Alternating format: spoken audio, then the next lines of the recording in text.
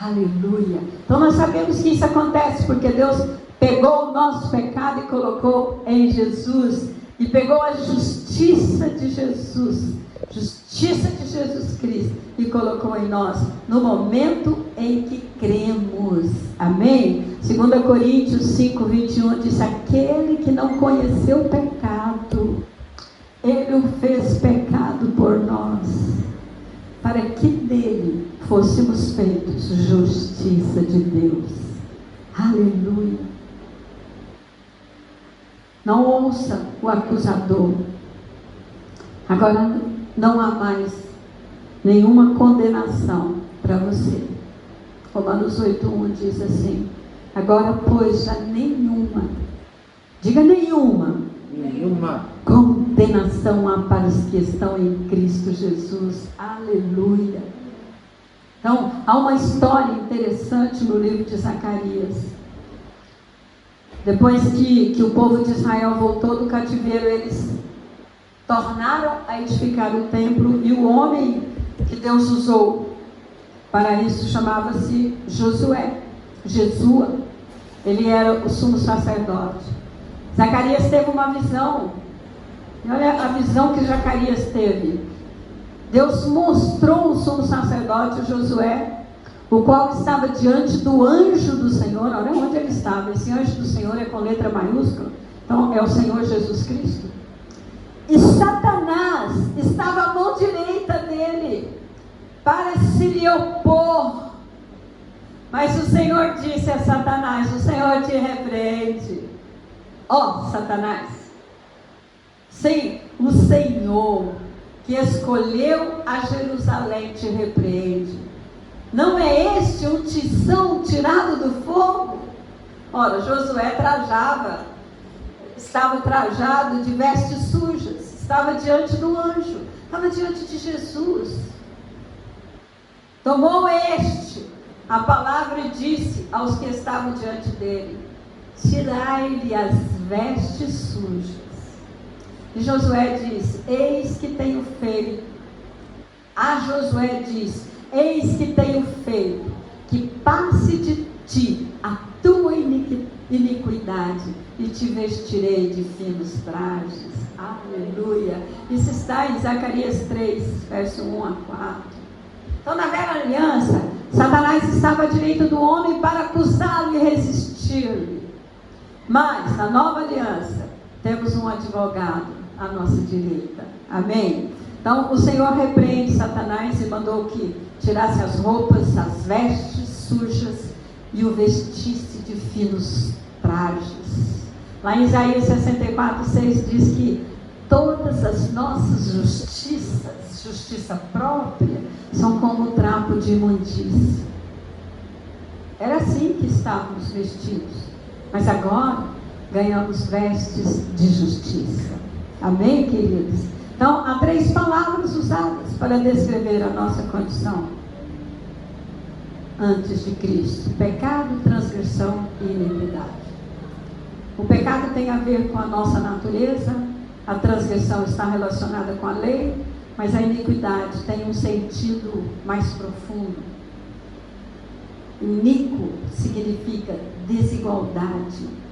Então, cada vez que fazemos algo fora do padrão de Deus, podemos estar praticando iniquidade. Isso é assim no mundo. Isso pode ser também algo bom ou mal.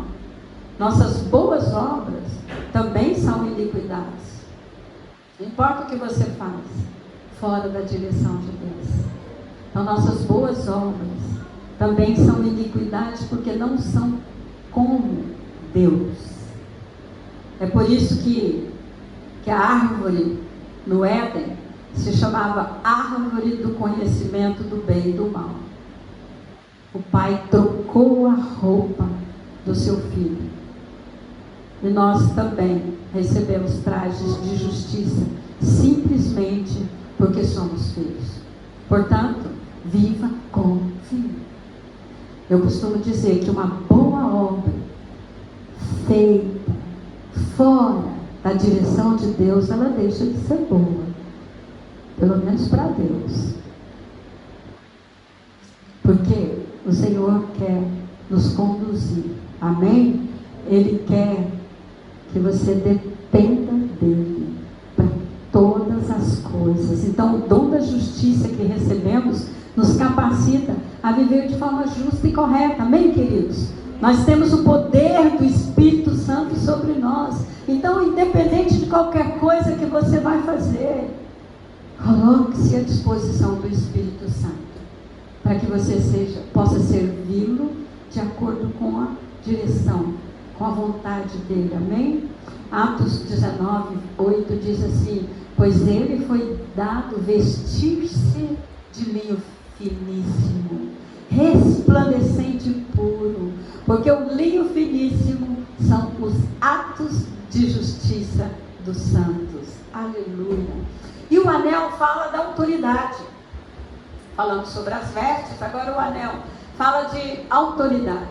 Os 3 presentes dados pelo pai ao filho pródigo representam coisas que recebemos de Deus hoje como filhos e não como servos. Então, o segundo presente que o pai lhe deu foi um anel de autoridade. Enquanto as vestes simbolizam a justificação, o anel representa a autoridade de filho. Assim como a justificação, a autoridade nos é dada pela graça, mediante a fé. Isso aqui é lindo, né? Porque é tudo pela graça, mediante a fé. Então, tirou Gênesis 41, 42, disse, quando o faraó tirou o anel de sinete da mão e pôs na mão de José. Não vou aqui contar a história de José, porque já tomei bastante tempo. Mas nós sabemos que ele foi vendido para o Egito. Mas chegou um tempo dele no Egito, debaixo da graça. Ele sempre esteve debaixo da graça, embora sofrendo muita perseguição. Mas chegou um dia em que ele foi levantado por Faraó como o segundo homem. Aliás, Faraó diz uma frase muito, que às vezes a gente deixa passar pequeninas coisas, né? Mas ele disse algo muito forte para José: só no trono, só quando ele estivesse no trono. Eu não sei o versículo aqui para ler com vocês, mas depois vão lá. Aí, Gênesis 41, eu serei maior do que você. Mas ele colocou José como o maior no Egito. E ele no trono seria maior do que José. Mas ele pegou o anel de autoridade. E ele fez vestir roupas de fino linho. Ele pôs no pescoço um colar de ouro. Então, escrevei, pois, aos judeus, como bem vos parecer, em nome do rei, e selai-o com o anel do rei, porque o decreto feito em nome do rei, e que com o seu anel se selam, não se podem revogar. Isso aqui já foi com Esther 8:8. Então, baseados nesses textos, nós vemos que o anel representa a autoridade. Amém? Então, naqueles dias, o anel tinha uma função parecida com os nossos modernos cartões de crédito ilimitados. Então, se um filho quisesse comprar algo, ele agora só precisava carimbar o selo com o anel e mandar cobrar a fatura do pai. Então, é como se o pai tivesse dado um cartão Infinite para o filho, que acabara de gastar uma parte dos seus bens dissolutamente. Isso é muita graça, não é? Muita graça. Então, autoridade é diferente de poder. Às vezes a gente pensa que não, mas é. Por causa da sua autoridade, um oficial militar fardado, ele pode mandar parar, entrar na frente de uma carreta e mandar parar.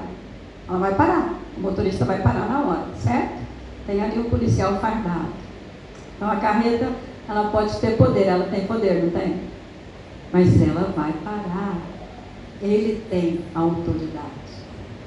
A nós nos foi dado, Marcos 1:22, a palavra diz assim: maravilhavam-se de sua doutrina, porque os ensinava como quem tem autoridade, não como os escribas. Falando de Jesus aqui. Então a palavra de Deus diz que toda autoridade lhe foi delegada.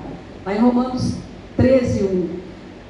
Toda autoridade procede de Deus, amém? E o pai delegou autoridade ao filho que havia sido rebelde.